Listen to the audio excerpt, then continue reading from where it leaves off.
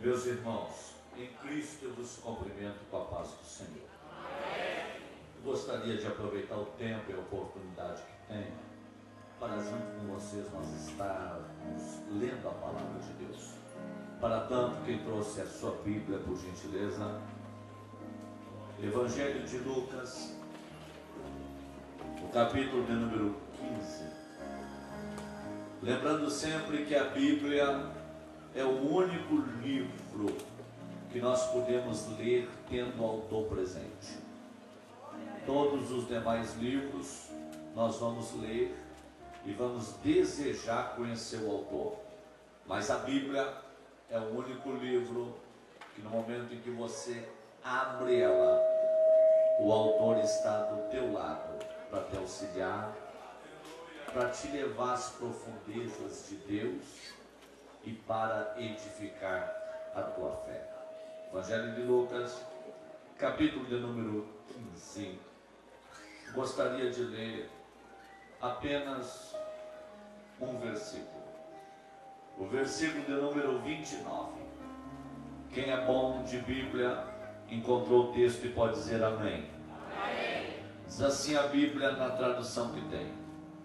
Mas respondendo ele, disse ao pai: eis que te sirvo há tantos anos, sem nunca transgredir o teu mandamento, e nunca me deste um cabrito para alegrar-me com os meus amigos. Vou repetir. Mas respondendo ele, disse ao pai: eis que te sirvo há tantos anos, sem nunca transgredir o teu mandamento, e nunca me deste um cabrito para alegrar-me com os meus amigos. Amém, queridos? Até aqui. Aqueles que podem, tomem os vossos assentos. Gostaria de agradecer na pessoa do pastor presidente deste campo, pastor Júlio Teixeira, pela oportunidade gerada pelo seu ministério para estarmos juntos neste final de semana, falando, incentivando e comunicando acerca da obra missionária. Sua esposa, a família, eu desejo que Deus em Cristo abençoe a este homem de Deus. Eu confesso que no desafio que o senhor está aceitando, não sei, o senhor foi quantas vezes em São Félix do Xingu? Nenhum. Eu já fui na região algumas vezes. Eu prego muito em Paraopebas, na Assembleia de Deus do pastor Fenelon. Ele está construindo um templo bem perto de São Félix do Xingu, que é a maior catedral que vai ter no estado do Pará. Ele está construindo um templo para 40 mil pessoas sentadas. Pastor Fenelon. Eu preguei agora em Água Azul do Norte, que fica 180 quilômetros de São Félix. Tem uma estrada lá que a Vale do Rio Doce explora o minério. 70 quilômetros, eu levei 3 horas e meia para fazer 70 quilômetros. Lugar de pistoleiro, lugar de atravessadores e traficantes, lugar difícil e pesado. Meu irmão, o senhor está aceitando o desafio que hoje no Brasil, todos os pastores que eu conheço em tribuna e púlpito dessa nação, e só o ano passado eu fui em 24 estados desse país. Eu lhe afirmo que de 100 homens se encontra um como o senhor. Se Deus colocou isso no seu coração, é porque Deus tem algo muito grande em São Félix do Xingu, mas muito grande mesmo. Se eu pudesse, e eu lhe conhecesse antes, eu lhe incentivaria a fazer outra coisa. Porque eu prego em muitas conferências missionárias nesta região, e havia 2 fogueiras missionárias aqui nesta região. 2 fogueiras missionárias. E as 2 se apagaram. Da noite para o dia se apagaram. E quando eu cheguei aqui, estacionei o carro lá e vi essa multidão aqui, eu consegui ver uma fagulha de uma nova fogueira que Deus começa a acender nesta região. Uma fagulha de uma fogueira que pode incendiar não só esse estado, mas também outros estados vizinhos e a nação brasileira. Se eu me conhecesse antes, eu falaria para o senhor deveria trabalhar nessa seriedade que o senhor está trabalhando e preparar uns 20, 30 missionários para mandar para São Félix do Chico.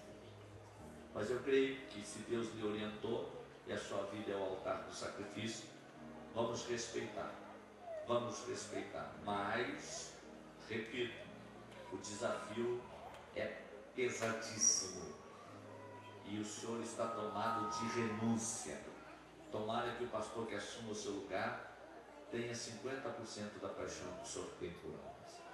Se tiver 50%, essa obra continua e Deus vai ser glorificado aqui nesta cidade e lá em São Félix do Xingu. Conhece lá, Eliane?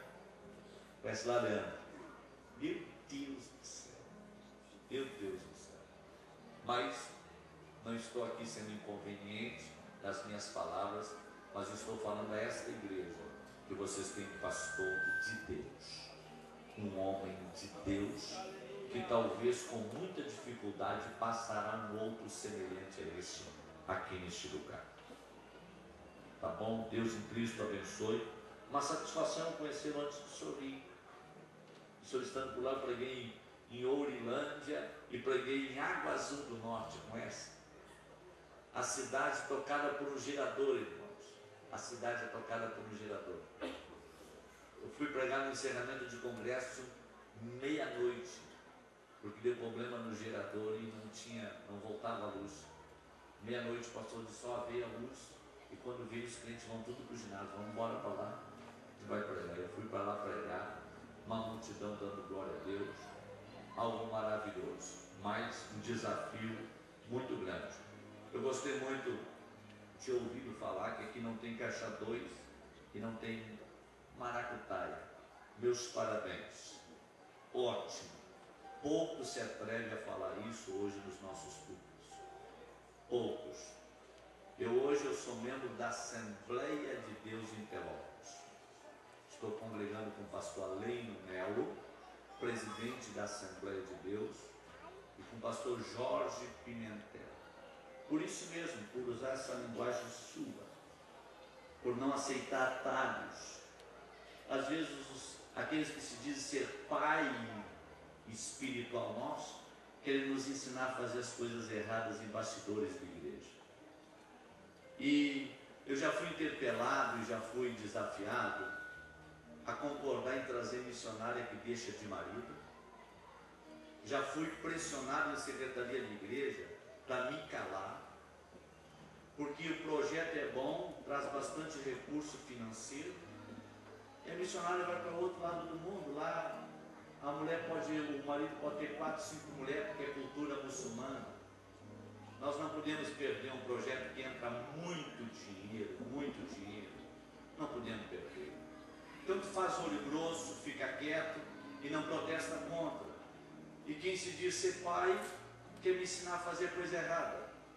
Eu falo, olha, eu lamento muito, mas Deus não me chamou para fazer coisa errada.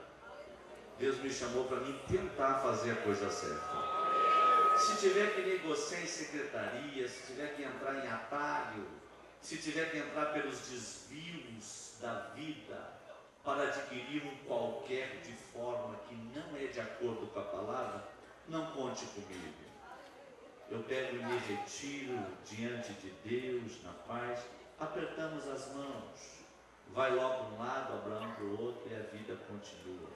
Irmãos, Deus está procurando homens que tenham caráter e que não se vendam e nem negociem a sua personalidade a troco de nada. A única coisa que Deus procura. Deus em Cristo abençoe esse homem de Deus por esse caráter maravilhoso, exemplar, e que o seu testemunho siga servindo para muitos. Eu tenho alguns filhos espirituais, eu sempre digo, espero não decepcioná-los. Quem está cuidando do meu material lá na banca é o pastor Rogério. menino que está cuidando lá na banca, ele construiu uma igreja em Tramandaí, com uma casa pastoral muito grande. Ele foi para o estado do Amapá e trabalhou no bairro Mar Abaixo, onde a cultura era africana e onde os missionários eram apedrejados e expulsos do lugar. Aquele menino que está cuidando do meu material lá, entrou nesse bairro expulsando o demônio, curando o enfermo. Em menos de 2 anos deixou uma igreja construída com mais de 150 pessoas, adorando e glorificando o nome de Deus. Nós levamos ele para o país do Equador. Em menos de 7 anos, ele abriu igreja em 7 estados do país do Equador. 7 estados. E construiu uma igreja de 3 andares na província de Pinhas, aonde não havia igrejas evangélicas estabelecidas. E quando ele não quis mais concordar com coisa errada, foi chamado de gato magro, e aqueles que cuidavam do zelo da sua vida disseram que ele não servia para mais nada, por não concordar com aquilo que é errado. Aí eu abracei ele, eu falei: olha, se tem uma coisa que Deus gosta, é de pessoas de caráter que são jogadas fora, porque Deus gosta de amparar aqueles que têm compromisso com Ele. Eu vou falar um negócio para vocês, irmãos: o que tem de gente boa que está ficando à beira do caminho por não concordar com coisa errada, mas eu tenho certeza que aqui neste lugar Deus vai levantar uma geração e um batalhão de pessoas apaixonadas por alma para fazerem a coisa certa. Quantos concordam com isso e querem dar glória a Deus? Meus irmãos, para ganharmos tempo, eu quero chamar a atenção de vocês para este versículo, versículo 29 do capítulo 15 do Evangelho de Lucas. Aqui está a rainha das parábolas, ou a princesa das parábolas de toda a Bíblia Sagrada. Segundo Stott, filósofo e teólogo, ele afirma que a inspiração dessas 3 parábolas veio no momento de perseguição. Diz a Bíblia, no capítulo 15, versículo de número 1 e 2 deste Evangelho: e chegavam-se a ele todos os publicanos e pecadores para o ouvir. E os fariseus e escribas murmuravam, dizendo: estes recebem pecadores e come com eles. Jesus, ele centralizou o seu ministério na Baixa Galileia. Esses dias eu afirmei a um pastor que me ligou, me convidando para ir ministrar no Ceará. E ele disse comigo: olha, ainda bem que eu consegui falar direto contigo, porque todos os obreiros hoje têm as suas secretárias e secretários. Eu falei para ele: um dos requisitos básicos do ministério de Jesus era esse: ele trabalhou sem secretária. Jesus, ele era acessível. O mendigo queria ir até onde ele estava, tinha acesso. A prostituta queria estar com ele, tinha acesso. O doutor da lei queria visitar ele, tinha acesso. A mulher pecadora podia se jogar aos pés dele, tinha acesso. Jesus, ele era acessível e não trabalhava com secretária. Então, era um dos requisitos básicos do ministério de Jesus. E os pecadores, ouvindo Jesus falar, se encantavam, e aonde Jesus ia, aflorava na sua direção uma multidão de pecadores e publicanos. E diz a Bíblia que os doutores da lei, os escribas e fariseus, começaram a murmurar, porque Jesus, depois que pregava para a multidão de pecadores, ele saía e ia jantar na casa desses pecadores, ele ia almoçar com esses pecadores. E os escribas e fariseus diziam: quem é esse que, além de andar no meio dos pecadores, come e bebe juntamente com eles? Jesus não parou para dar ouvido aos críticos e às críticas. Jesus simplesmente, ele vai e propõe a rainha das parábolas. Diz a Bíblia: e então ele propôs uma parábola dizendo: qual dentre vós, tendo 100 ovelhas e uma delas venha se perder, não deixa 99 no deserto e vai atrás da ovelha que se perdeu. Jesus, ele sempre tinha uma linguagem atualizada, e era comum e normal em Israel, como é até os dias de hoje, ter pastores de ovelhas. E ser pastor naquela época era uma profissão muito árdua, diferente da profissão que alguns dizem ser profissão nos dias de hoje. Ser pastor de ovelhas naqueles dias requeria algumas coisas da vida do homem que decidira ser pastor. Em primeiro lugar, um pastor de ovelhas, para ele ser pastor, ele teria que abandonar a casa do pai, ele teria que abandonar o aconchego da casa da mãe, e ele deveria ir morar com o rebanho no campo. Não eram as ovelhas que cuidavam do pastor, era o pastor que renunciava ao luxo, conforto da casa, para morar com as ovelhas. É por isso que o profeta Samuel, chegando à casa de Jessé, viu todos os filhos de Jessé em casa, que não eram pastores. Quando o profeta é orientado por Deus e pergunta: acabaram-se os mancebos? Então Jessé disse: está faltando o menor, que está no campo cuidando das ovelhas. Por quê? Porque Davi decidiu ser pastor de ovelhas. Jesus estava falando daquilo que eles sabiam. Jesus estava comentando daquilo que era a praticidade profissional naquela época. E então Jesus interpela os seus ouvintes dizendo que um pastor de ovelhas tinha 100 ovelhas, mas quando uma se perdeu, ele deixou 99 no aprisco ou no deserto e foi atrás da ovelha que estava perdida.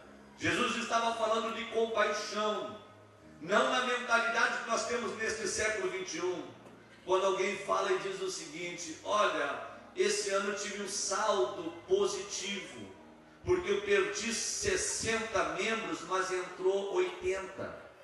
Deus não vai cobrar de você o que você ganhou, porque o que você ganhou era obrigação tua. Deus vai requerer de você os que você perdeu, porque Ele não autorizou você perder nenhum. Você teria que ir atrás daquele que se perdeu. E Jesus estava dando uma lição, e Ele disse o seguinte: que aquele pastor fez questão de deixar 99 no deserto para ir atrás da ovelha que havia se perdido. Eu estive em Israel algumas vezes, e a última vez que estive em Israel, eu fiz um culto no deserto da Judéia, no lugar onde, segundo a tradição, seria aonde Davi apacentava os rebanhos de ovelhas do seu pai. E eu pude presenciar no deserto da Judéia, numa tarde, num calor de 40 graus, quando a guia turística nos levou para dentro de uma caverna, porque os pastores do mundo antigo, eles faziam cavernas no meio do deserto por causa do sol durante o dia. Numa temperatura de 40 graus, a sensação térmica é de 51 graus. E então os pastores faziam cavernas para recolherem os rebanhos para dentro daquelas cavernas em meio ao deserto. E eu tive uma experiência de sair num calor de 40 graus e entrar para dentro de uma caverna, e no termômetro dentro da caverna está 18 graus. É um mistério, uma coisa interessante. E aqui então estava nos informando, dizendo o seguinte: que o pastor naquela época tinha o prazer de conduzir o seu rebanho não ao sol escaldecente, mas conduzir o seu rebanho a um lugar onde eles pudessem se refrigerar. Então, o pastor, o que ele fazia? Ele conduzia o rebanho pelo deserto, ele descia até o vale. E no momento em que o pastor sentisse que o calor estava forte demais, ele levava o rebanho para dentro dessas cavernas. Mas chegando à noite, quando o predador sai atrás da presa, então o pastor, ele não tirava o rebanho de dentro da caverna, ele tratava de cuidar do rebanho, porque ele não saía à noite por causa do predador. É por isso que Jesus disse: o bom pastor, ele dá a vida pelas ovelhas. Por quê? Porque o pastor, uma vez estando com o seu rebanho protegido, ele, em vez de tirar o rebanho à noite dentro da caverna, ele ficava deitado na porta de entrada da caverna. Se o predador viesse, antes de tocar no rebanho, tinha que tocar no pastor, que ficava deitado na porta principal de entrada da caverna. É por isso que Davi disse: e vindo o leão, eu matei o leão, vindo o urso, eu matei o urso. Por quê? Porque ele era um bom pastor. Ele dormia na porta da caverna. Antes de tocar na ovelha, tinha que tocar no pastor, porque o pastor dava vida pelas ovelhas. Não eram as ovelhas que cuidavam do pastor, era o pastor que cuidava das ovelhas. O pastor exercia uma autoridade sobre o seu rebanho, e a autoridade não estava no grito, não estava na falsa autoridade de meter medo ou de qualquer coisa semelhante, não. A autoridade do pastor estava no cajado. Sabe como é que um pastor convocava um rebanho em pleno deserto? Ele pegava um cajado dele e batia contra uma fenda de rocha ou contra uma pedra, e o tinido do cajado dele na pedra servia para a convocação de todo o rebanho. O que acontecia quando 3 pastores se encontravam em meio ao deserto? Um era conhecido pelo rebanho por bater 5 vezes na pedra. O outro era conhecido pelo rebanho por bater 10 vezes na pedra. Então eles se encontravam, conversavam, os rebanhos se misturavam. Então um deles se afastava, ia até a pedra, batia 5 vezes. O rebanho que pertencia àquele pastor saía do meio dos outros rebanhos e ia até ele, porque a autoridade do pastor não estava no grito, a autoridade do pastor estava no cajado. O pastor, com o seu cajado, ele conseguia agregar o rebanho, ele conseguia trazer o rebanho para perto dele. Uma vez o pastor, fazendo a sua convocação para as ovelhas irem até onde ele estará, se uma ovelha por 3 ou 4 vezes não atendesse a convocação, esse pastor precisava então disciplinar esta ovelha. E para disciplinar a ovelha, ele precisava pensar 10 vezes no ato da disciplina, porque esse pastor pegava o cajado no ato da disciplina e vinha na pata da ovelha que estava abandonando o rebanho e dava uma paulada em seco na pata da ovelha. Uma vez ela com a pata quebrada, o pastor não deixava ela no deserto para ser devorada pelo predador. O pastor pegava essa ovelha que fora disciplinada e colocava no ombro. E durante todo o período da disciplina, para onde aquele pastor ia, ele levava aquela ovelha no ombro, porque a missão dele era cuidar da ovelha que ele disciplinou. Ele não deixava essa ovelha para o predador. Uma vez essa ovelha restaurada, o pastor soltava ela ao solo e ela nunca mais saía da volta desse pastor, porque ela entendera que o pastor havia cuidado dela no momento de dificuldade. Quando Davi diz: ainda que eu ande pelo vale da sombra da morte, não vou temer mal algum. Sabe o que Davi estava querendo dizer? Que ele apacentava os rebanhos do seu pai no vale, no deserto da Judéia que fica no vale. Lá em Belém, em Jerusalém, que está a 680 metros acima do deserto da Judéia, chove 1000 milímetros por ano. Quem está no vale tem que estar de olho para Belém e para Jerusalém, que hoje estão divididos por uma muralha, e Belém é cuidada pelos árabes e muçulmanos. Judeus não podem entrar dentro de Belém porque existe perseguição, sequestro e até morte de judeus. E Jerusalém está colada com Belém. Quem está no vale tem que estar olhando lá para cima. Quem está no deserto da Judéia tem que estar de olho no monte. É por isso que Davi dizia: eleva os meus olhos para os montes, de onde me virá o socorro? Porque ele está no vale, mas está de olho no monte. Porque se cair uma pancada de chuva em Jerusalém e em Belém, as águas descem pelo vale na forma de tsunami. E se o pastor foi apanhado dentro do vale, do deserto da Judéia, no período em que esteja caindo água lá em cima, ele é levado pela enxurrada. E Davi disse: ainda que eu ande pelo vale da sombra e da morte, eu não vou temer mal algum, porque eu sei que o Senhor está comigo. A sua vara e o seu cajado me consolam. Quando Jesus está falando sobre esta ovelha que foi achada e estava perdida, ele estava falando o seguinte, que ele não veio para os sãos, que ele veio para os doentes, que ele veio para os perdidos, que ele veio para aqueles que estavam longe do rebanho, que estavam longe do aprisco, e que por amor a esse que está perdido, ele faria qualquer coisa. Essa era a lição.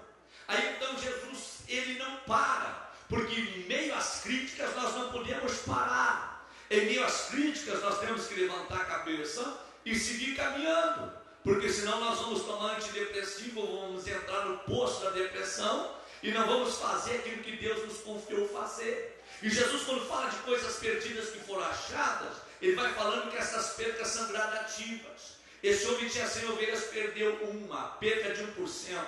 Aí ele vai para uma mulher que tinha 10 dracmas. Eu já vi alguns pregadores dizer que a dracma desta mulher aqui valia muito dinheiro. Por isso que ela se preocupou e foi atrás desta dracma. Isso não é verdade?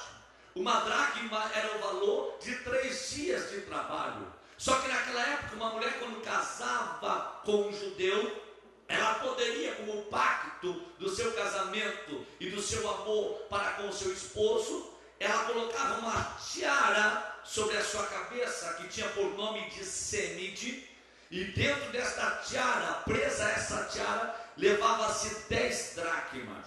Uma vez a mulher, tirando uma das 10 dracmas da tiara do semide, ela estava declarando aos seus vizinhos, parentes e amigos, que não amava mais o seu esposo, que não queria mais nada com o seu cônjuge, e que ela estava aberta a um novo relacionamento.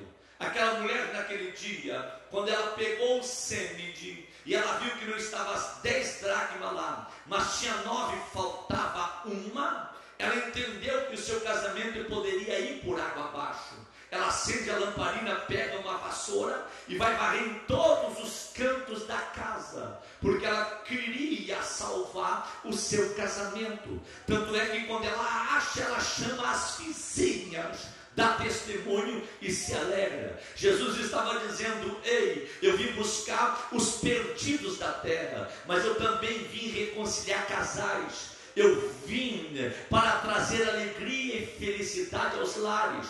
Casamento estabelecido por mim, homem nenhum pode acabar. Ei, eu sou um reconstrutor de famílias. Essa era a lição que Jesus estava deixando aos críticos da época. Aí então Jesus aperta e fala o seguinte: um pai de família, ele tinha 2 filhos, e um dos filhos resolveu sair da casa do pai. Eu já vi tanta gente criticando esse menino, eu já vi tanta gente espartejando esse menino, porque saiu da casa do pai. E nesta noite, nesta primeira participação que eu tenho nessa conferência missionária, eu gostaria de defender um pouquinho esse menino. Por quê? Porque ele estava cumprindo com a palavra de Deus.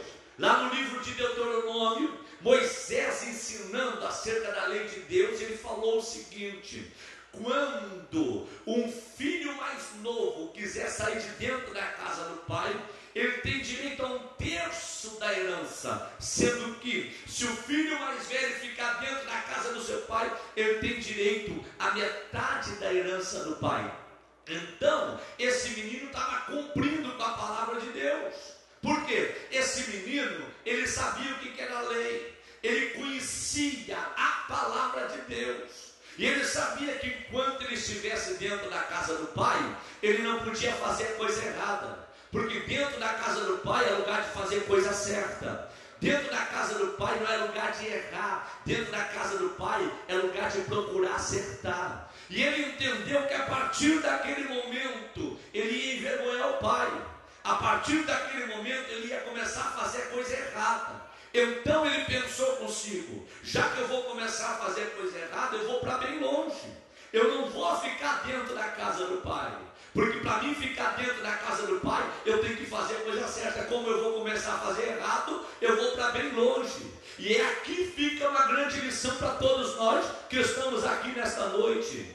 Dentro da casa do pai não é lugar de fazer coisa errada. Dentro da casa do Pai não é lugar de fazer maracutaia. Dentro da casa do Pai é lugar para mudar de vida. Dentro da casa do Pai é lugar para se nascer de novo. Eu conheço 4 tipos de crente que vai morar no céu. Primeiro, aquele que nasceu de novo. Diz a Bíblia, se não nascer de novo, e Jesus falou para Nicodemos, não pode entrar lá. Nicodemos diz, posso eu voltar ao ventre da minha mãe? E Jesus fala para Nicodemos do Espírito Santo, e fala, Nicodemos, o Espírito é como o vento, tu não vê de onde ele vem, tu não sabe para onde ele vai.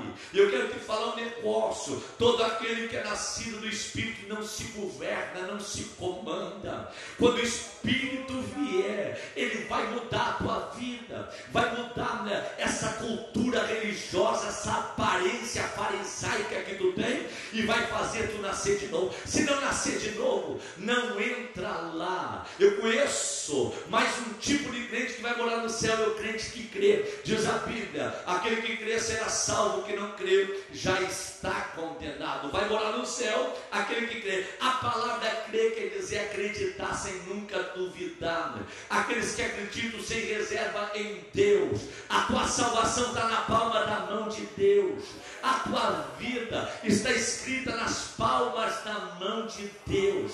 Deus conhece o teu assentar, o teu levantar, e se tu crer nele, tu não vai ser confundido. Se tu acreditar nele, ele não vai te jogar fora. Diz a Bíblia, de maneira nenhuma lançarei fora aquele que se achegar a mim. Terceiro tipo de crente que vai morar no céu é o crente teimoso, é o crente perseverante. Marcos 13:13 diz, e aquele que perseverar até o fim será salvo. O céu é para teimoso, o céu é para birrento, o céu é para aqueles que insistem, vai tropeçando, vai caindo, vai se arrastando, vai de joelho, vai às vezes se arrastando em terreno árido, mas o teu desejo é chegar lá. Quarto tipo de crente que vai morar no céu é o crente campeão.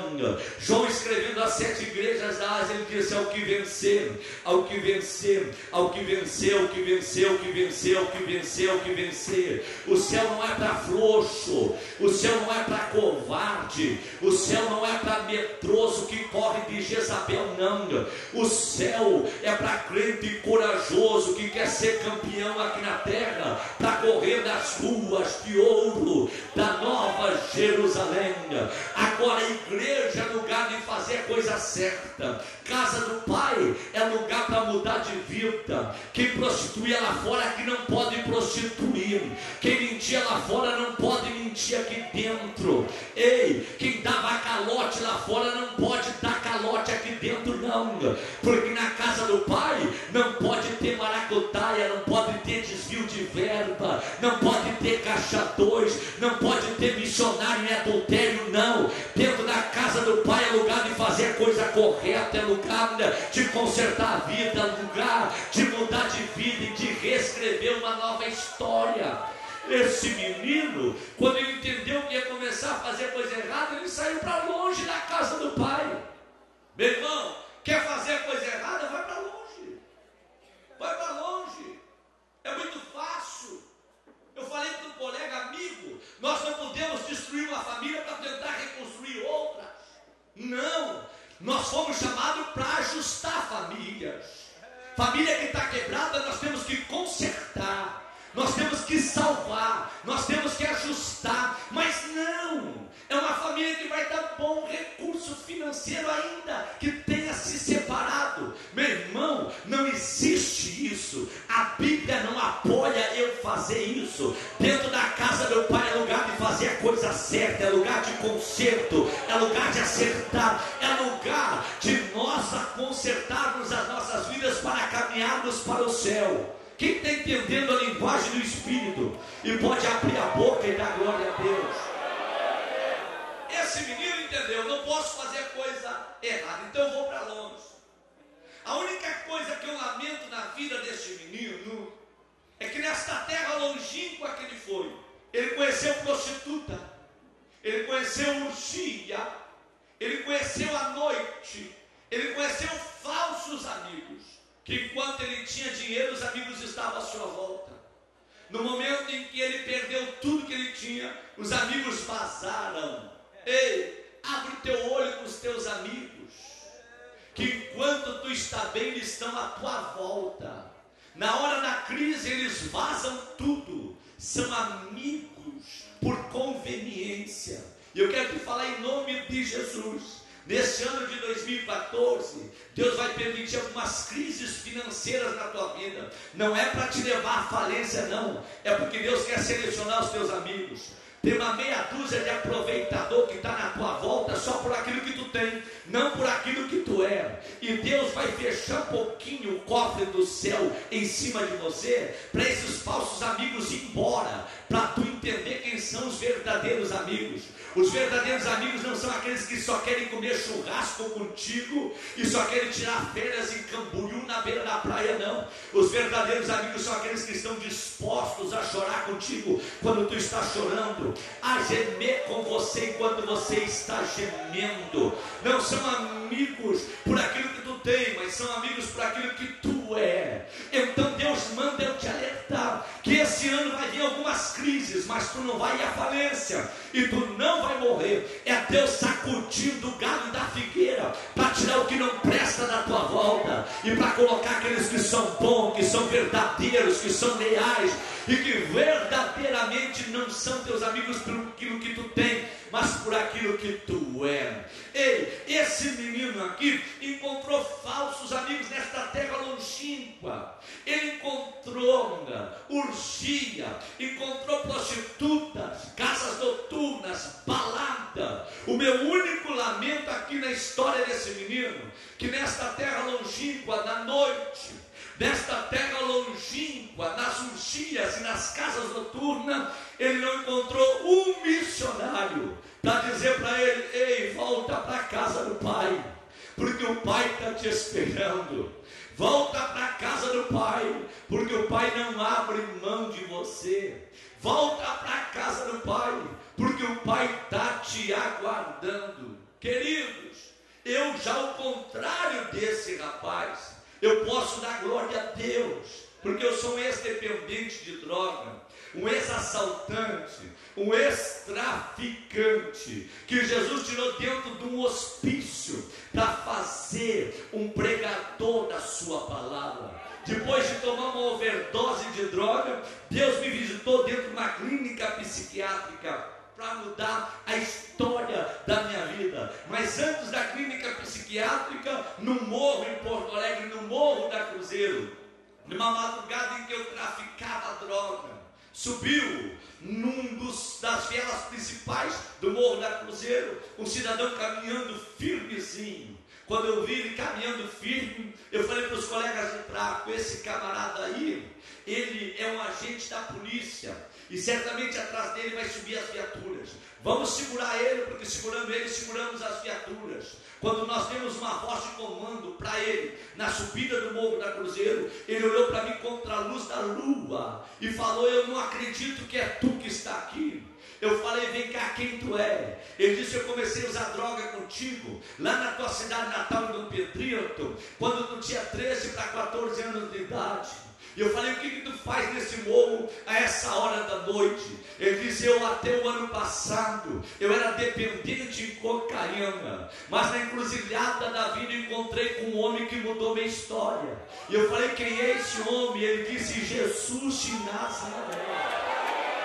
E ele mandou eu orar e jejuar o ano todo, porque ele tinha um plano comigo. Eu orei e jejuei o ano todo e vim para esta cidade. Eu estou desde manhã no terminal rodoviário evangelizando. Quando deu 11h30 da noite, o Espírito de Deus me impulsionou a pegar um ônibus e subir o Morro da Cruzeiro, porque Deus falou no meu coração: lá tem um homem que eu quero transformar a vida dele e fazer dele um pregador da minha palavra, e esse homem é tu. Eu falei: rapaz, eu não creio em Deus. Eu nasci dentro de uma terreira de macumba, porque a minha mãe era mãe de santo. Quando ela sentiu as contrações para me ganhar, que ela foi para o hospital, antes de ir para a Santa Casa de Dom Pedrito, ela passou pela terreira de macumba, que a minha tia coordenava juntamente com meu tio. Quando ela entrou para dentro da terreira, a minha tia incorporou pegou e fez o pacto da minha mãe. Eu nasci dentro de um congal, eu nasci nas mãos do diabo. E ele fala para mim lá no Morro da Cruzeiro: mas eu te apresento um que veio para desfazer as obras do diabo. É Jesus de Nazaré. E eu estou aqui, sabe por quê? Porque Deus tem um plano contigo e tu não vai morrer sem ser um pregador da sua palavra. Eu falei: vou te dar um tiro. Ele falou: pode atirar. Não tem medo da tua arma, não tem medo de quem está contigo. Eu tenho medo é de Deus, que pode matar o meu corpo, jogar minha alma no inferno. Mas medo de ti, da tua arma, eu não tenho. Eu só para ver se ele estava crente, que ele falava era verdade, dei 2 tiros por cima da cabeça dele. Ele começou a falar línguas estranhas. Eu falei: desce o morro, maluco. Ele falou: eu vou descer porque a minha missão está cumprida. Ele desceu o morro dizendo: até mais, pregador. Eu falava: vai, doido. Ele dizia: eu vou embora, mas tu não vai ter mais descanso. Não vai morrer sem ser pregador da palavra de Deus. Até mais. Ele foi embora. Eu fiquei 3 noites sem dormir, com aquela voz no meu ouvido: tu não vai morrer sem ser um pregador da palavra de Deus. Eu falei para um colega de tráfico: ô Décio, teve um doido aqui que falou que Deus tem um plano com a minha vida. E o Décio, o traficante, vulgo careca, falou para mim assim: é crente? Eu falei: era. Ele disse: crente é tudo doido, crente é tudo maluco. Tu acha que esse camarada era certo? Eu falei: se era certo ou não, eu não sei. Só sei te dizer uma coisa: ele desceu o morro e eu fiquei doido. Porque diz a Bíblia que toda palavra que sai da boca de Deus não volta para Deus vazia, sem antes fazer o que lhe apraz na face da terra. Ele foi embora, mas a palavra ficou. E o Décio disse: olha só, um morro que nem a polícia sobe. O maluco viajar para parar na frente de uma arma para falar que Deus tem um plano para a tua vida. Ele não é certo. Eu falei: ele não é certo, mas eu quero ser louco que nem ele. Eu achei o máximo. E naqueles dias chegou uma droga importada dos Estados Unidos, o LSD e o êxtase estavam entrando no estado. Eu tomei uma overdose de droga. A polícia me prendeu, me levaram para a delegacia. O delegado quis saber meu nome, não sabia meu nome, nem o nome da minha mãe. Chamaram uma psicóloga para me ouvir. A psicóloga disse: olha, o lugar desse camarada aí não é no presídio, tem que internar ele numa clínica psiquiátrica. Eu fiquei 180 dias dentro do hospício sem saber meu nome. Minha mãe saiu desesperada, pedindo socorro para tudo e para todos. Fez pacto com os demônios dentro da terreira. Minha doutora, a doutora Ruth, pediu a doação das minhas cordas, do meu coração, dos meus rins, para o banco de órgão, porque naquela semana eu estava morrendo. Eu fiquei com 39 quilos na UTI do hospício. Minha mãe saiu desesperada. Na minha cidade, pedindo socorro para tudo e para todos. Ela encontrou uma senhora crente, que lavava a roupa no tanque do lado de fora e cantava um hino de louvor a Deus. Quando minha mãe ia passando, ela viu aquela senhora cantando e perguntou: o que a senhora está cantando aí? Ela disse: olha, eu sou crente, a minha Bíblia diz: quem está alegre cante, quem está triste ou aflito ore. Eu estou feliz demais porque Jesus é tudo que eu tenho. Jesus salvou a minha alma. E a minha mãe disse: mas o meu filho está morrendo. E ela disse: teu filho não vai morrer, porque eu já estou orando por ele, já estou intercedendo pela vida dele. E o meu Jesus vai lá dentro do hospício, vai tirar ele de lá e vai fazer dele um pregador da sua palavra. Quem aqui acredita que Deus fala, levanta a mão. Deus foi lá dentro do hospício, usou um louco para falar comigo. Seu Wilson Vilmar, um ex-padre, que abandonou a batina de padre para se casar. E no dia do casamento a noiva deixou ele no altar e fugiu com outro. Ele virou alcoólatra. E depois que virou alcoólatra, ficou doido, maluco, se internou na clínica psiquiátrica. E por ele ser um ex-padre, de vez em quando deixava ele entrar dentro da UTI do hospício. E ele entrou lá dentro da UTI quando eu já estava entrando para o coma e falou no meu ouvido: Sandro Fontoura, eu vim aqui amando de Deus, para te dizer que se tu orar a Deus, Ele tem poder para te tirar daqui e fazer de ti um pregador da sua palavra. Se tu não orar, tu vai para o inferno, esse será o teu caminho. Ei, do lado da cruz de Cristo tinha 2 ladrões, um esperto e o outro bobo. O bobo foi para o inferno, o esperto foi para o céu. Eu me arrependi na hora certa, no momento certo, no lugar exato. Eu abri a minha boca e falei: Deus, eu não sei se tu existe ou se tu não existe. O maluco lá no morro falou que tinha um plano para a minha vida. Esse maluco aqui falou que tu também tem um plano para a minha vida. Se tu realmente tem um plano para a minha vida, entra aqui agora e me dá um abraço de pai. E eu vou acreditar que tu existe. Pela primeira vez eu vi a nuvem da glória de Deus que entrou para dentro daquela UTI, e eu senti o Senhor me abraçando e falando comigo: eu a partir de hoje te abraço como pai, e a partir de hoje tu está na palma das minhas mãos. Eu abri a minha boca, comecei a dar glória a Deus. Em 20 dias eu estava fora da clínica psiquiátrica. Eu fui liberado 5 dias para visitar a minha mãe e família, porque eu tentei matar minha mãe 3 vezes enquanto eu estava doido. Nos 5 dias que eu fui liberado, quando eu saí, cheguei em casa, minha mãe falou para mim: nós vamos lá na terreira, porque os guias disseram que tu sairia terça-feira, 3 horas da tarde, e tu saiu terça-feira, 3 horas da tarde. E eu falei para ela: só que quem me tirou da clínica psiquiátrica não foi guia, foi Jesus de Nazaré. E eu devo a minha vida unicamente a este Jesus, porque o missionário pregou para mim lá no morro da Cruzeiro, e um doido falou comigo dentro do hospício. Ela falou: isso é tudo loucura da tua cabeça. Eu vou chamar a polícia porque tu está te alterando e tu vai de volta para a clínica psiquiátrica, porque a doutora disse que tu se alterasse era para mim chamar a polícia, te prender e te levar de volta. Falei: já tem Bíblia dentro de casa? Ela disse: na luta que eu estou passando contigo, até a Bíblia ganhei. Ela me mostra uma Bíblia que tem em cima do guarda-roupa. Eu vou para a pecinha do fundo de casa, da casa da minha mãe, dobro meus joelhos sem saber nada de Bíblia. Eu falo para Deus: Deus, eu ouvi 2 malucos falar comigo que tu tem um plano comigo. Se tu és o mesmo Deus que usou a boca desses 2 doidos que escreveu a Bíblia, fala comigo pela tua palavra agora. Eu vou entender que tu me escolheu. Quando eu de joelho dobrado abri a Bíblia, os meus olhos caíram em cima do profeta Isaías, capítulo 41 e versículo de número 10, que diz: não temas, porque eu sou contigo. Não te assombres, porque eu sou o Senhor teu Deus.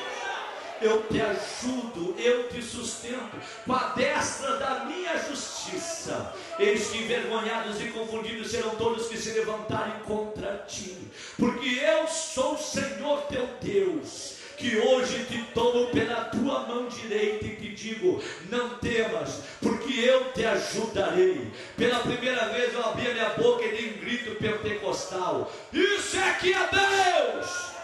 Minha mãe correu lá e falou: tu está doido? Eu falei: não, não estou doido não. Olha o que Deus falou comigo.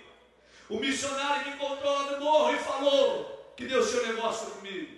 Então não chama a polícia, eu vou para a terreira com a senhora hoje à noite. Eu não sei se o pastor Delvaí, que é coterrâneo meu de Dom Pedrito, lembra daquele macumbeiro que tinha Dom Pedrito, o Tunico, famosíssimo. Lá no Tunico, minha mãe estava lá. Na noite ela falou: nós vamos lá agradecer os guias. Eu fui lá, tinha mais de 40 cavalos do diabo incorporados. Eu cheguei, tirei o calçado e entrei. Quem liderava a sessão era o Tunico. O Tunico disse: sim, traz ele aqui. E minha mãe disse assim: olha, teu pai já está te chamando. Eu falei: não, esse daí não é mais não. O meu está aqui, ó, escondido dentro do meu coração. Quando eu cheguei lá, aquele homem cheio de demônios, um dos maiores macumbeiros da cidade, olhou para mim e falou assim: tu nunca foste feliz na tua vida, tu nunca tiveste paz, tu nunca tiveste alegria. Só que tem porém, a partir de hoje tu vai ter muita paz, alegria e felicidade, porque pela porta que tu entrou tu vai sair agora, e aqui não é para tu voltar nunca mais, porque aqui não é o teu lugar. Tu vai embora daqui, porque aqui não é o teu lugar. Eu te vejo andando de um lado para o outro com uma família e muito alegre e muito feliz. Eu olhei para o Tunico endemoniado e falei: dá para tu repetir, Satanás? Ele falou: dá. Falei: vem cá, mãe, vem cá que ele vai repetir. E ele falou: olha, ele vai sair daqui agora, aqui não é para ele voltar nunca mais. Ele nunca teve paz, alegria e felicidade, mas a partir dessa noite ele vai ter. Ele vai ter uma família linda. Eu vejo ele andando de um lado para o outro. Isso é soberania de Deus. Eu não sei se o diabo tem pescoço ou não tem, mas a Bíblia diz que ele tem cabeça. Se tem cabeça, deve ter pescoço. O meu Jesus entrou no inferno naquela madrugada, pegou o diabo pelo pescoço e disse: ei, Satanás, abre a tua boca e fala para ele sair daí, porque a aí não é o lugar dele, eu tenho um plano com ele, eu tenho uma família para dar para ele. E quando Jesus manda até demônio tem que obedecer. Levanta a tua mão direita lá em cima, abre essa boca que Deus te deu e dá um prato de glória ao nome deste Deus. Saí de lá para não voltar nunca mais. Naquela noite eu pensei em me matar no outro dia de manhã. Eu ia me despedir de um tio meu e ia me matar no fundo da casa dele. Eu saí de casa de manhã cedo, coloquei numa bolsa uma corda para mim me despedir da minha família, porque o diabo disse: tu te mata, soluciona o teu problema e vai para o céu. Eu sei que com aquela corda numa bolsa, passei na casa da irmã de profetizou para minha mãe. Ela estava saindo na porta na frente da casa. Ela me chama e diz: eu não acredito que o meu Jesus já te tirou da clínica. Eu falei: quem tu é? Ela diz: eu sou tua mãe espiritual, está orando por ti, ó. E o meu Jesus já ouviu a minha oração. Vem, entra aqui para dentro do meu barraco. Quando eu entrei para dentro da casinha dela, ela falou para a filha dela: vai lá chamar a irmã lá da esquina, diz que o santo já está aqui. Jesus já ouviu a nossa oração. Quando a menininha saiu correndo e trouxe a irmã, e as duas se encontraram na sala. Quando a irmã me viu, falou: eu não acredito que Deus já fez isso. As duas delas mãos começaram a orar e o poder de Deus desceu. E na revelação, uma delas me toma aquela bolsa com a corda na mão, joga em cima da mesa, abre a bolsa, tira a corda, e as duas começam a pular em cima da corda, dizendo: Satanás, tu perdeu essa batalha, porque essa vida de Deus pertence a Deus.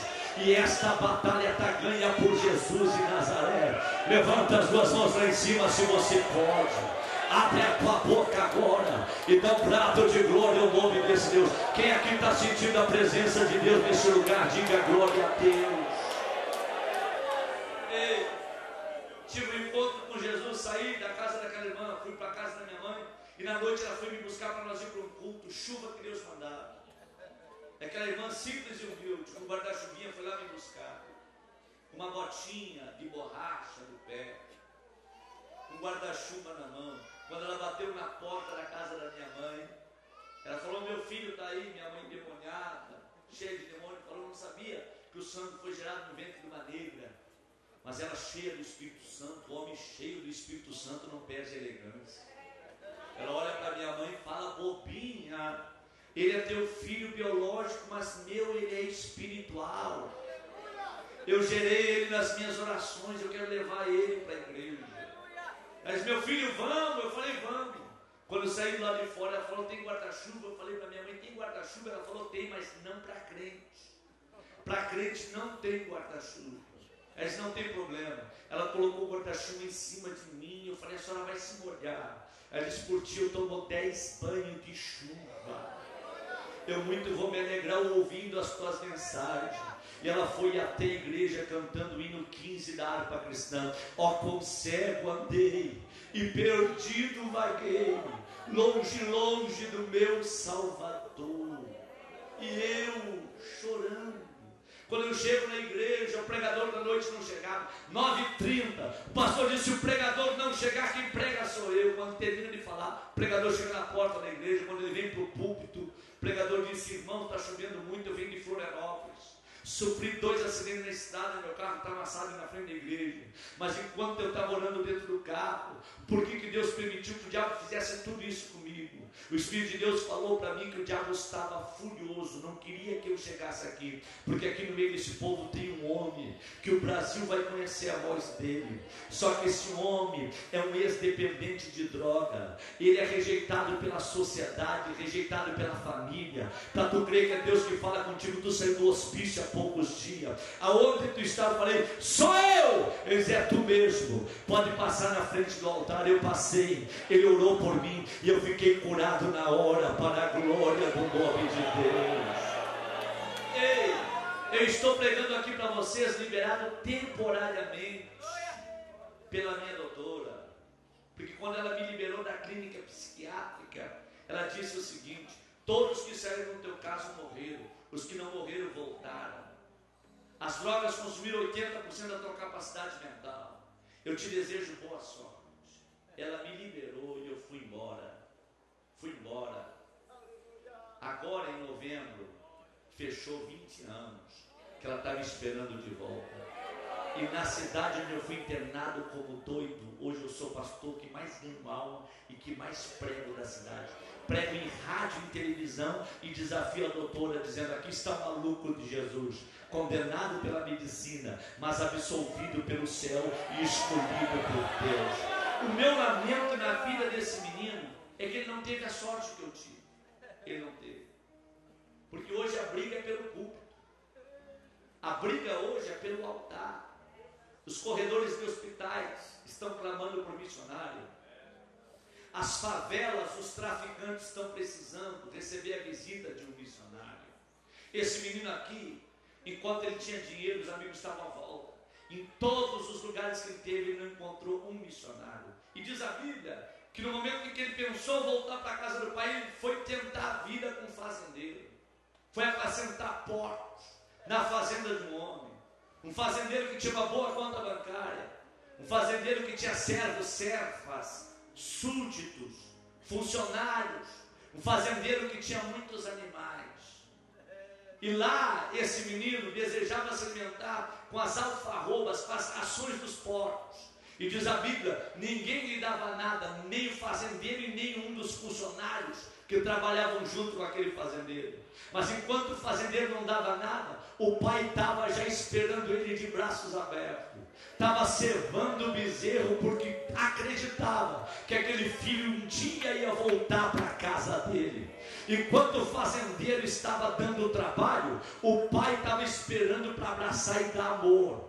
Enquanto aquele menino na fazenda daquele fazendeiro fedia a porco, o pai estava esperando ele para abraçar, sujo do jeito que ele voltou, mas o pai não ia sentir o cheiro de chiqueiro, o pai ia sentir o cheiro da alma do filho que estava perdida e foi achada. Esse fazendeiro aqui tinha fazenda, tinha boi, tinha servos, tinha servas, tinha boa conta bancária, ele só não tinha Espírito Santo. Faltou para esse fazendeiro o que está faltando para muitos fazendeiros, que tem boa conta bancária, que tem carro importado, que tem bom recurso financeiro, mas não tem Espírito Santo. A irmã que orou por mim mora num barraco caindo os pedaços, lá em Dom Pedrito. Quem sabe ela não tem uma boa conta bancária e não tem nenhum carro importado para andar, mas a hora que a trompeta tocar, ela vai correr nas ruas de ouro da Nova Jerusalém. Você pode morar num barraco cair nos pedaços. Se você tem Espírito Santo, abre a tua boca nesta noite e dá glória a Deus, porque você tem tudo. Ei, eu conheci um homem na Paraíba, conhecido como Ronaldo Correia, o homem que é dono de todo o minério da Paraíba. Pensa no homem rico, multiplica por 10, é o Ronaldão. Só para vocês terem uma noção do dinheiro que esse homem tem, na festa de 10 anos de casamento dele, quem cantou foi Roberto Carlos. Ele deu 2 milhões de reais para Roberto Carlos cantar 5 canções na festa de 10 anos do casamento do Ronaldo. Eu tive pregando na fazenda do Ronaldo. Ele tem um heliporto na fazenda. Ele tem uma pista para aterrissagem de aviões pequenos, porque ele é dono de 3 jatos particulares. Quando eu estive na Paraíba pela primeira vez, eu andei em limusine. Eu falei, meu amigo, o que é isso? E o Ronaldo disse, olha, para a glória de Deus, Deus fez uma obra na minha vida. Eu falei, tu está contradizendo a Bíblia, porque a Bíblia diz que é mais fácil um camelo passar pelo fundo de uma agulha do que um rico entrar no reino dos céus. E ele disse o seguinte, amigo, eu conheci quase todo mundo. Eu tenho um campo de futebol na minha fazenda que quem inaugurou foi Pelé. Eu dei 300 mil reais para Pelé vir aqui inaugurar o meu campo de futebol. Lá tem o pé do Pelé no cimento e a mão dele no cimento, que eu trouxe para ele inaugurar o meu campo de futebol. Mas com 44 anos de idade, eu tive uma experiência com a cocaína. E por conta da cocaína, eu perdi esposa, perdi filhos e 2 netos que eu tinha. Caí no poço da depressão. Minha família foi embora para João Pessoa e eu fiquei para cá. Num dia, depois de uma noitada com prostitutas e consumo de droga, eu pensei em tirar minha vida. Quando eu rumei em direção à minha fazenda, apertei o controle principal de entrada da fazenda, quando o portão correu, eu entrei com o meu carro, baixei o vidro para falar para o jardineiro, para ele ir embora, porque porque eu ia me matar naquela manhã. Quando eu baixei o vidro, o jardineiro está de costa para mim, carpindo na horta. Enquanto ele está carpindo, eu escuto ele cantar uma canção. Ele cantava uma canção que dizia assim, ó, porque Jesus me ama. Eu não posso te explicar, mas a ti também te chama, pois deseja te salvar. Enquanto o jardineiro está batendo com a enxada no chão, ele se debruça na enxada e começa a chorar. Eu olho então para o jardineiro, dou um grito e falo: ei rapaz, o que tu está fazendo? Ele vira para mim, começa a limpar as lágrimas e fala: doutor, eu não estou matando o serviço não, eu estou aqui trabalhando, mas é que eu senti a presença de Deus tem 3 anos atrás, que Jesus me curou de câncer, eu sou a pessoa mais feliz da Paraíba. E eu olho para ele e falo: vem cá, mas o teu Jesus pode solucionar o meu problema? E o jardineiro disse: se o senhor se humilhar, doutor, e descer do seu carrão, e dobrar um joelho aqui no meu pé, eu vou falar com o homem que está lá em cima, que salvou a minha vida e me curou da minha enfermidade, e eu tenho certeza que ele vai descer aqui embaixo, vai entrar com providência e vai lhe socorrer. Porque tem uma coisa, doutor, tudo que o senhor tem eu nunca vou ter, agora o que eu tenho, seu dinheiro não compra. O senhor vai ter que se humilhar, vai ter que descer desse carrão, vai ter que vir aqui. Ele falou: pastor Sandro, eu não pensei 2 vezes. Quando eu me dei por conta, eu estava de joelho dobrado na frente daquele jardineiro, e ele fedendo ao suor, com as 2 mãos lá em cima, ele falando com Deus, dizendo: Deus, hoje não entra a morte nesta fazenda, hoje vai entrar a vida, porque tu é o autor da vida. Eu quero expulsar os demônios desta fazenda. Eu quero dizer que a partir de hoje o Ronaldo é meu irmão. Hoje tu salva a alma dele. Hoje tu restaura a família dele. Porque tu é Deus no céu, tu é Deus na terra. Usa as minhas mãos calejadas agora para a restauração da vida desse homem. O Ronaldo diz: quando ele colocou a mão na minha cabeça, o meu corpo incendiou todo. Quando ele tirou a mão e falou: levanta, meu irmão, a paz do Senhor. Eu falei: o que é isso? Ele diz: agora tu é meu irmão e me autoriza a matar um boi, porque hoje vai ter churrasco na fazenda. O Ronaldo diz: que churrasco? Vai ter festa na fazenda, não vai ter morte. Vai lá em João Pessoa, traz a tua esposa, teus filhos, netos, e vamos comemorar, porque hoje é dia de festa nesta fazenda. Seria velório na fazenda, mas Jesus vai dar uma festa nessa fazenda neste dia. Quando diz: a minha mulher não quer me ver nem pintado de ouro. Eles não interessa, vai porque eu garanto diante de Deus que ela está te esperando. Me autoriza a matar o boi. Ronaldo diz: pode matar o boi, eu vou lá. Quando foi a tardinha, aquela falta de carro entra na fazenda. Jardineiro vem, quando vem no vidro do doutor Ronaldo, diz: olha quem está do meu lado, a esposa. Ele faz a volta para abrir a porta, a mulher baixa o vidro e pergunta: Ronaldo, é ele que Deus usou? Ronaldo diz: foi ele mesmo. Ela diz: meu filho, meus parabéns pela ousadia, porque há 15 dias atrás eu estava angustiada, e eu fui no culto da Assembleia de Deus e nem entrei na igreja. Quando eu fui entrar, o porteiro pegou pela minha mão e profetizou para mim, dizendo: aquele que muito tem angustiado a tua vida, por esses dias eu estou trazendo ele transformado para a glória do meu nome. A hora que ele aparecer, perdoa ele, porque eu tenho uma grande obra com a vida de vocês.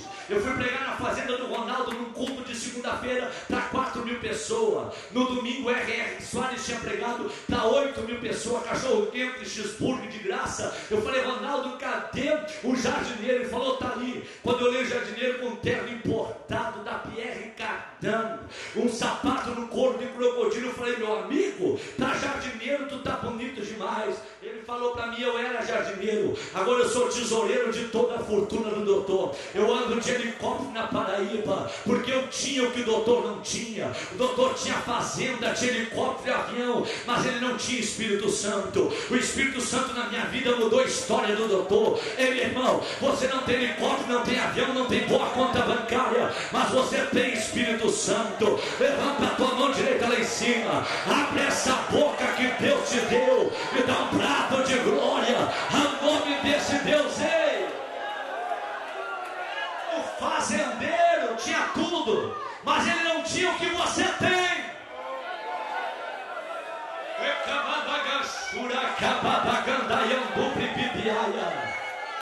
Ele não tinha o que nós temos. Ei, ele tentou não deu certo.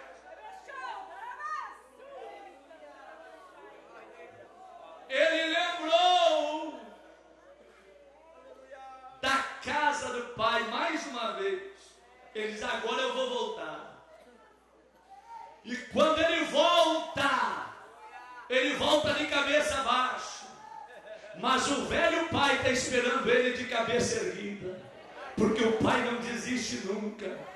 O pai não desiste nunca. O pai sempre vai estar esperando a volta do filho.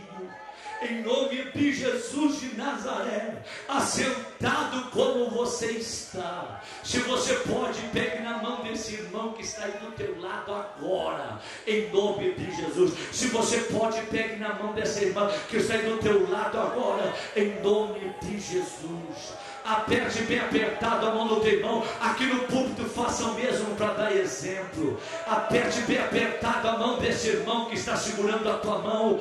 Bem apertado, aperte a mão dele até ele abrir a boca e dar glória a Deus.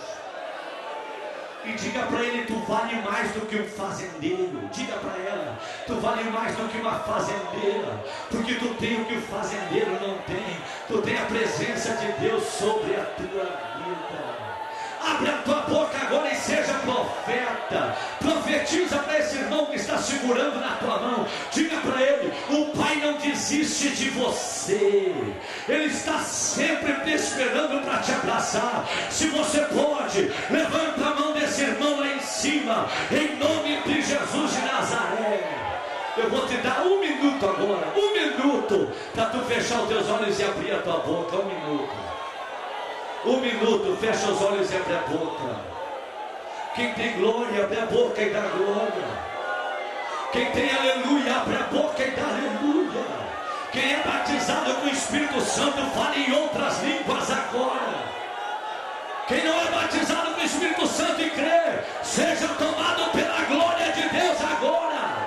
Agora, já. Seja tomado pela glória de Deus agora. Só quem está sentindo o poder do Espírito de Deus, enche o teu pulmão de ar e dá um brado de glória a Deus. 30 segundos. Fecha os olhos e abre a boca. Vai. Abre a boca. Abre a boca. Abre a boca, abre bem a tua boca e eu te encherei, diz o Senhor dos Exércitos. E calavanagandobre bidiova nagandobre bidicamantalácia e palavandug dagandobra babacatarabacandaia.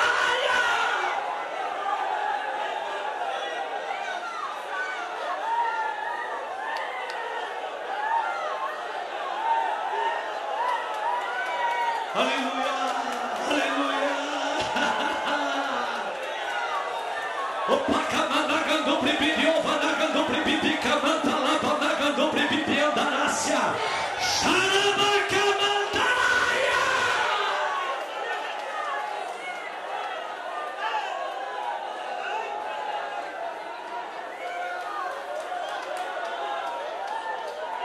Ele volta de cabeça baixa. Mas o pai, diz a Bíblia, e vendo o pai de longe,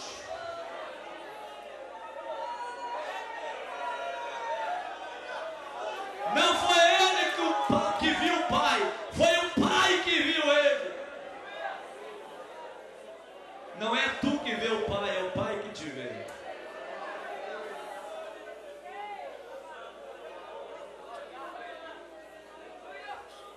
E o pai corre ao seu encontro.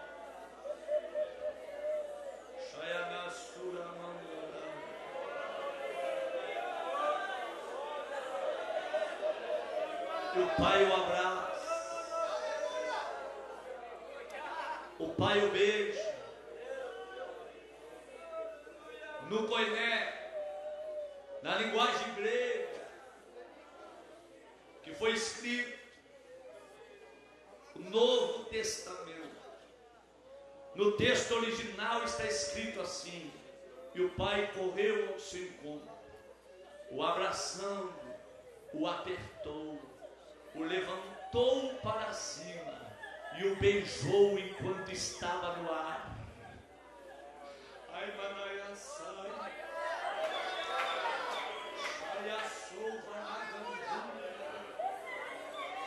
O pai não mandou ele tomar um banho.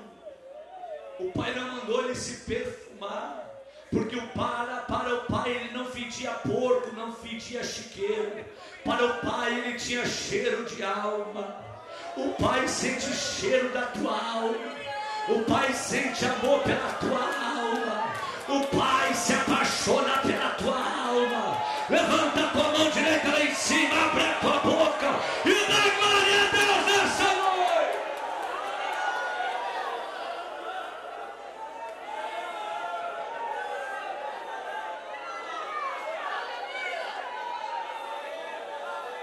Olha, anda fazer coisa errada, pula fora deles. Santo anda com santo, justo anda com justo.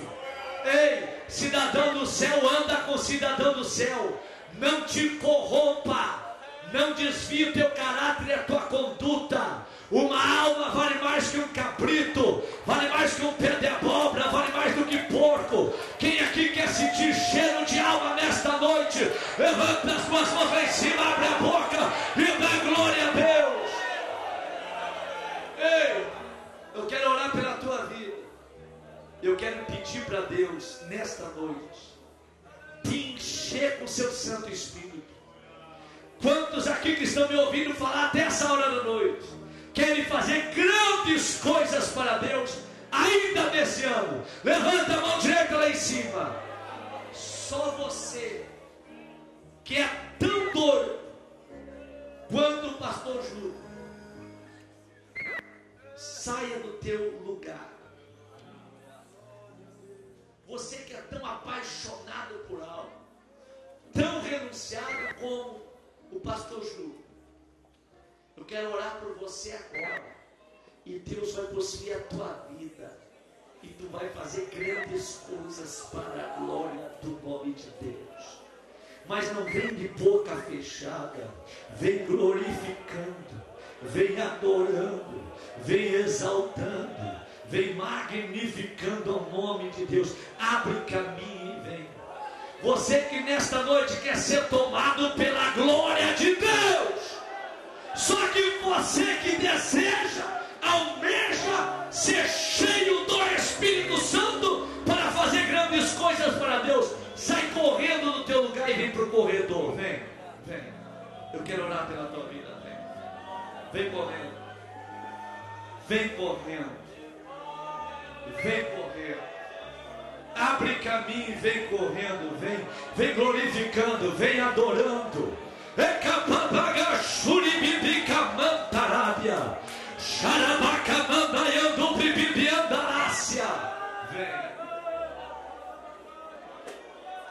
Enquanto você sai do teu lugar crente, doido e apaixonado por Jesus, você que quer fazer grandes coisas para Deus, e para isso você precisa ser cheio da glória de Deus, sai do teu lugar e vem. Quando você sai do teu lugar e chega aqui na frente, eu quero fazer uma pergunta. Tem algum filho no nosso meio? Chorando, sofrendo, mas Deus vai mudar tua história, vai mudar a tua vida, mas Deus vai pôr fim nessas lágrimas. Só precisa, irmão, ter fé, vai transformar. Só precisa ter fé, vai curar. Só precisa ter fé, vai mudar. Só precisa ter fé, vai restaurar, vai libertar. Só precisa ter fé, vai renovar. Só precisa ter fé, vai transformar.